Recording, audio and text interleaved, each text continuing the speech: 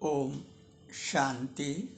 प्रिय आत्माओं, बहनों और भाइयों, आज का विषय है सत्य धर्म। सत्य धर्म को स्थापित होना है, इसलिए समय की पुकार ही नहीं, वक्त का तकाजा भी है कि भगवान की बातें करने वाले सम्माननीय धर्माचार्य एवं धर्म गुरुओं से आदर सहित पूछा जाए कि क्या ये भगवान से कभी मिले हैं। यदि मिले हैं तो बताएं कि भगवान कौन है, उनका नाम क्या है, रूप क्या है और वे रहते कहाँ हैं। सच तो ये है कि ये धर्माचार्य भगवान से कभी मिले ही नहीं हैं। ऋषि मुनि भी नेति नेति कर गए, वे भी भगवान को नहीं जान पाए। इसका प्रमाण स्वयं शास्त्र दे रहे हैं। साथ ही शास्त्र ये भी प्रमाणित कर रहे हैं कि भगवान जब आए तो धर्माचार्य और धर्म गुरुओं ने ना तो उसे जाना और ना ही माना, बल्कि भगवान के विरोध में खड़े थे। क्यों खड़े थे, किस लिए खड़े थे, चाहो तो ये भी गुरुओं से पूछ सकते हो। जय श्री राम का नारा लगाने वाले धर्माचार्य और धर्म गुरुओं ने राम रावण युद्ध के समय राम का साथ क्यों नहीं दिया था? इनमें क्या मजबूरी थी? ये तो धर्माचार्य और धर्म गुरु ही बता सकते हैं। ये मान्यता है कि गुरु प्रकाश देता है। यदि यही सत्य है तो लाखों गुरुओं के रहते विश्व में अंधकार क्यों है? आपके मन में भी ये प्रश्न तो उठता ही होगा, लेकिन आप पूछ नहीं पाते। क्यों? क्योंकि आप डरपोक हैं, कायर हैं।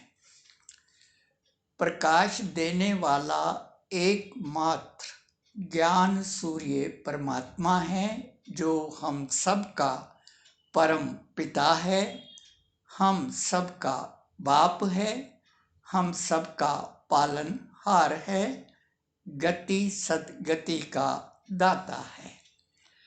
सिवाय परमात्मा के आपकी सदगति कोई कर नहीं सकता, कोई कर नहीं सकेगा। धर्माचार्य और धर्म गुरुओं की भी सदगति परमात्मा शिव ही करते हैं। शिव का अर्थ ही है कल्याणकारी। इसीलिए सभी का कल्याण करने के लिए उन्हें आना पड़ता है, आए हैं। ऐसे में अपने को ही शिवो हम मानने वाले इस सच को स्वीकार करेंगे और सत्य का साथ देंगे, इसकी उम्मीद स्वयं भगवान को भी नहीं है।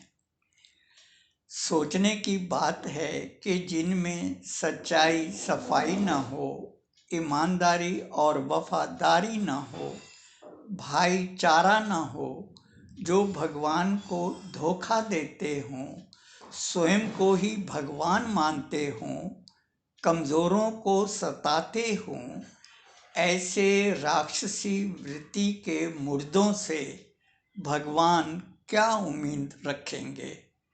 इसलिए इन राक्षसी वृत्ति के मुर्दों से धरती को मुक्त कराने के लिए उन्हें आना पड़ता है, ताकि भोले मानस को जीने का हक मिल सके और ऐसों को सबक।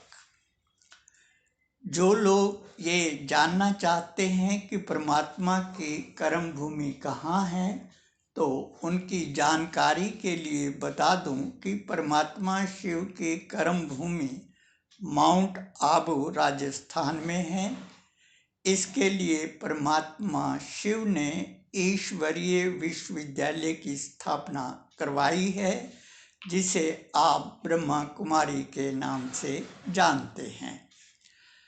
इसी कर्म भूमि से परमात्मा शिव का संदेश विश्व के अधिकांश देशों में दिया जा रहा है। ध्यान रहे, परमात्मा शिव केवल ब्रह्मा कुमार कुमारियों का ही बाप नहीं है, हम सबका बाप है, हम सबका परम पिता है। परमात्मा शिव के अवतरण का उद्देश्य सत्य धर्म की स्थापना और अधर्म का नाश करना है। सत्य धर्म का संबंध हिंदू, मुस्लिम, सिख, ईसाई से न होकर चरित्र से है, नैतिकता से है, मानवीय मूल्यों से है, त्याग, आदर्श और मर्यादाओं से है। भारत के विश्व गुरु बनने का आधार भी यही है कि परमात्मा शिव का अवतरण भारत में होता है। भारत से ही सत्य धर्म का संदेश पूरे विश्व तक पहुंचता है। नोट: ईश्वरीय विश्वविद्यालय में पढ़ने वाले ब्रह्मा कुमार कुमारियों को न देखते हुए ईश्वर क्या पढ़ा रहे हैं, इस पर ध्यान केंद्रित करेंगे तो भगवान को पहचानने में सफल हो जाएंगे, क्योंकि कहीं भी पढ़ने वाले सभी विद्यार्थी एक समान नहीं होते।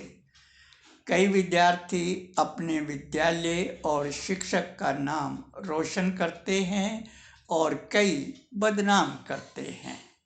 इस ईश्वरीय विश्वविद्यालय में पढ़ने वाले विद्यार्थियों को भी एक समान मानने की भूल ना ही करें तो अच्छा है। ठीक वैसे ही जैसे एक साथ पढ़ने वाले कौरवों और पांडवों में अंतर था। सत्य मार्ग पर चलकर पांडवों ने विजय प्राप्त की थी और उन्हीं के साथ पढ़ने वाले कौरवों ने मात खाई थी। वही महाभारत अपने को फिर से दोहरा रहा है, आपको बता रहा है कि परमात्मा सत्य धर्म की स्थापना के लिए आए हैं। ये आप पर निर्भर है कि आप सत्य का साथ देना चाहते हैं या असत्य के साथ खड़े होकर विनाश को प्राप्त होना चाहिए।